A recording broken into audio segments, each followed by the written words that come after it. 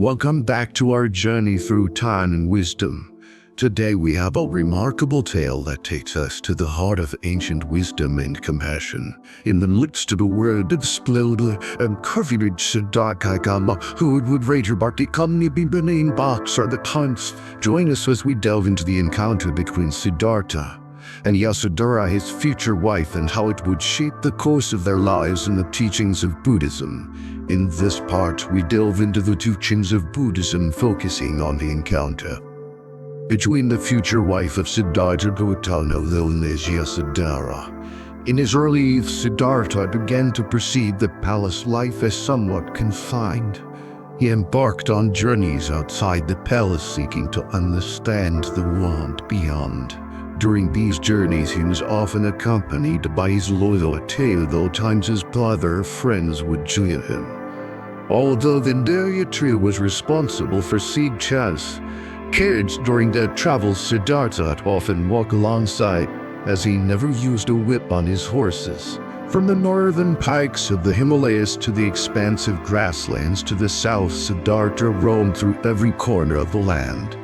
He discovered the city of Kapilavastu, nestled within the low-lying plains, abundant in both population and wealth, though smaller in size compared to the neighboring kingdoms of Kosala and Magadha. Kapilavastu. This location was ideal thanks to the fertile banks of the Ruchinik and the Lavati rivers.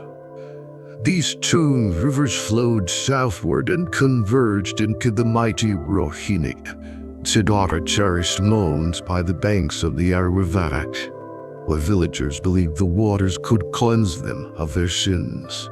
Therefore, even in the chilliest of village, people would immerse themselves in the river. Siddhartha inquired quietly, "Do you believe that these waters can truly absolve their sins? Otherwise, why would so many people immerse themselves here? They lack the willingness."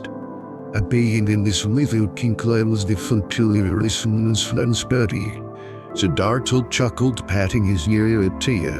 "Shoulder, I must agree with you on this one." Another day, while Siddhartha was passing through a humble village on his way back to the palace, he was pleasantly surprised to witness Yasodhara along with her attendants caring for sickly children. Yasodhara, she bathed the children, anointed them with holy oils, and dressed them in clean garments. Her actions were a testament to her deep-seated compassion. Siddhartha was profoundly moved by her deeds. She carried out her service not as a wealthy princess, but as a genuinely compassionate soul. Like Siddhartha, she was discontented with the injustices she witnessed in society. Yasodhara did not consider herself a privileged member of the royal family, but rather she found true happiness in her benevolent acts. She had a strong aversion to the power struggles within the palace or the luxuries of her status. She knew that as a woman she could not change society directly, but she could participate in charitable work, hoping her friends would see the value in such efforts. For the first time, Siddhartha saw a deeper, profound aspect of her character. And the present woman realized that every word he spoke drew those around closer. His father had hoped for him to marry soon, and perhaps Kshatriya may be the right choice.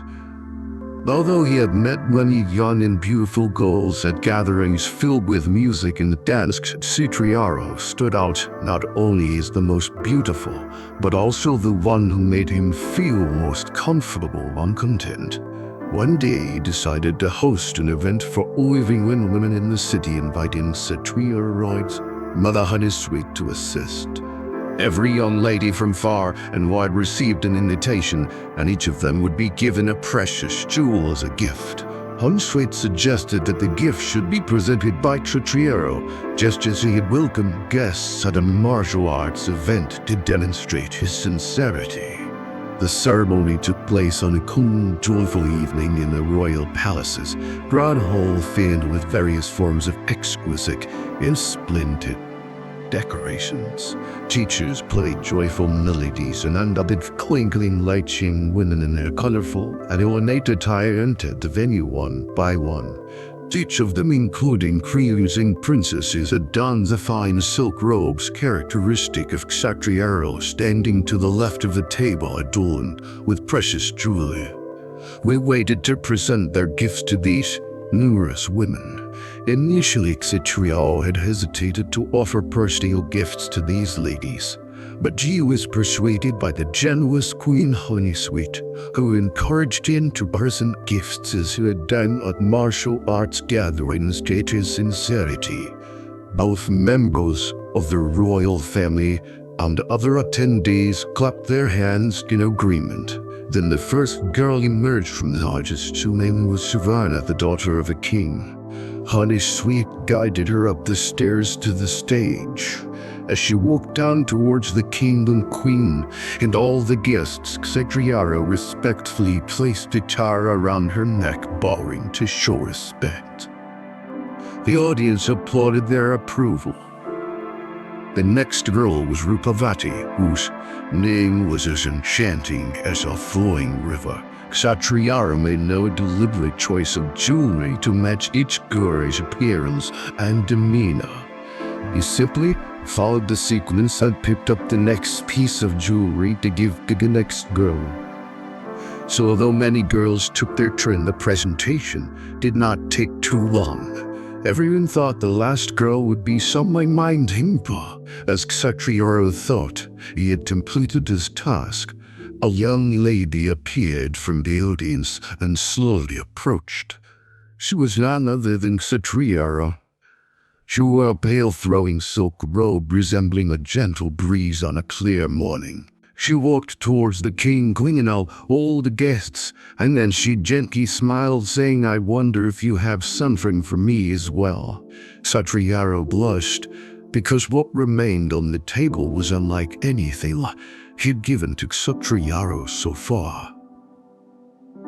Finally, with a subtle smile, he picked up the necklace with sparkling gemstones from around his neck and offered it to Kshatriyaro, saying, "This is a gift from me, Lady Kshatriyaro." Kshatriyaro tilted her head and said, "I came to represent the others, and I thank you all on their behalf." They both received applause from the audience. As we conclude this chapter of Siddhartha's journey, we witness a profound moment when simple acts of compassion and selflessness begin to unravel the path towards enlightenment. The kindness of Yasodhara and Siddhartha's growing awareness set the stage for what is to come. Join us in the next episode as we continue to explore the rich tapestry of ancient wisdom and delve deeper into the life of Siddhartha Gautama, the future Buddha. Don't forget to like, subscribe, and hit that notification bell to stay updated on this fascinating journey through history.